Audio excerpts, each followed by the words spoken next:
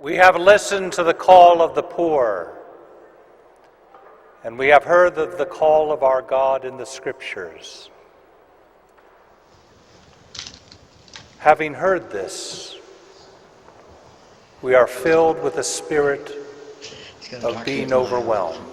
Stanford.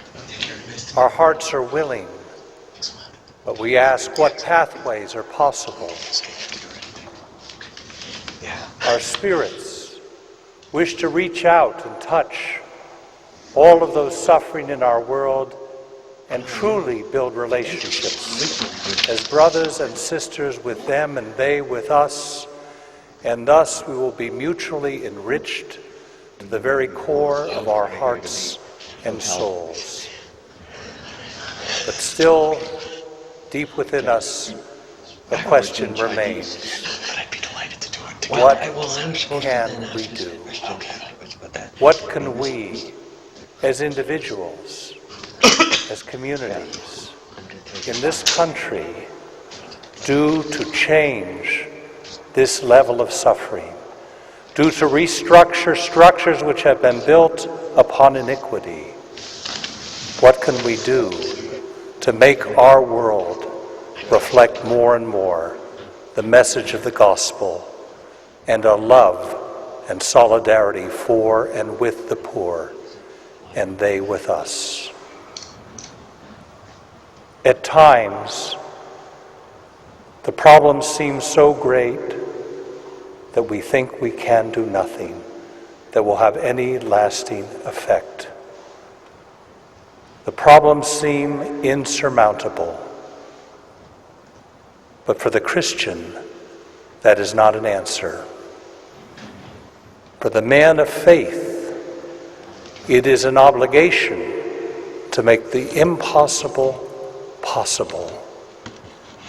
For the woman of hope, there is an imperative to look reality squarely in the eye and to say to a situation filled only with obstacles that seem insuperable, I will find a way and forge new pathways with the grace of God and the help of my sisters and brothers. Sometimes we think of the world as divided into two, realists and dreamers. By realists, we mean those who see the world as it really is with all its limitations, and those who know with great clarity the limits to anything that dreamers propose. But for us as Christians, we must be dreamers and realists. This afternoon, we will have a dialogue with two individuals who have truly been dreamers and realists in helping to forge new pathways to deal with the problems of dire poverty in our world. Dr. Jeffrey Sachs is a professor at Columbia and an advisor to the United Nations and the director and primary architect of the Millennium Development Goals, which we are speaking about throughout this conference. He has advised a series of governments on how to make their economies better, and with renewed emphasis in these recent years, he has turned to the problem of dire poverty in our midst and said, it is possible to transform the world in which we live so that dire poverty can be eliminated. After hearing from Professor Sachs, we will hear from Father Brian Hare in dialogue with him. Father Hare has been one of the most eloquent exponents of Catholic social teaching here in the United States, was a primary architect of the letter on War and Peace that fashioned the dreams and the images of so many of us a generation ago on the issues of war and peace. He is former director of Catholic Relief Services, a professor at Harvard Divinity School, and Director of Catholic Charities for the Archdiocese of Boston. We welcome first Professor Sachs, and then in dialogue with him, Father Brian Hare. Father McElroy, and ladies and gentlemen, let me start by saying what a profound pleasure and deep honor it is for me to be with you, and also to be with Father Hare, one of my favorite people on this planet, and I don't get a chance to see him often enough, so sitting next to him here is such a delight. Father McElroy, you talked about war and peace and Father Hare's leadership in that.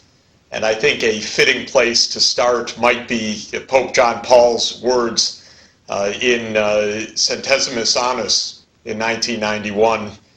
They're words of Catholic social teaching fundamentally that the only foundation of peace is justice. We're in a dangerous world. We're in a world at war. We will never solve the problems of war and conflict.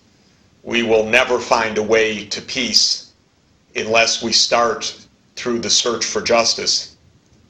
And justice also, if I may refer to the essence of Catholic social teaching, is the preferential option for the poor. Unless we address the needs of the poor, and especially I would say the poorest of the poor, or what I might call technically those living in extreme poverty, we will have neither justice nor peace on the planet. So what we're talking about today, and I'm so grateful that the Archdiocese of San Francisco is making such a remarkable focus on these issues in your deliberations about America's responsibility and America's ability to help forge peace on the planet. We're talking about nothing less than global security. First, security for those who have no security on any day because they're struggling for survival every single day of their lives. That almost is the definition of extreme poverty, a daily and relentless struggle for survival. But no less, we're talking about security for ourselves. Our country is not on a path that is providing security. I think we've all come to see that now. This is nearly a universal understanding in the United States now, that whatever steps we took for whatever reasons have not improved our security. And I would argue because they started with the wrong diagnosis. There is no path to security through a military approach. There is a path to security through justice, and the path to justice by attending to the least among us, those who cannot attend to their own needs. The starting point for me is that the more that one understands these issues in absolutely practical terms, the more one is a realist, the more the dreaming becomes hard-headed reality. My argument that extreme poverty can be ended by our generation by the year 2025 is not an argument about the revolution of the human spirit, is not an argument about the miracle of economics. It's not even an argument about overturning the social order. It's actually a very practical, basic, and I believe straightforward argument.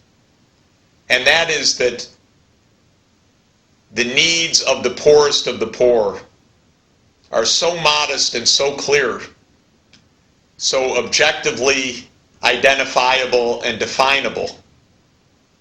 The gap between the crisis of extreme poverty and being on what I like to call the first rung of the ladder of development,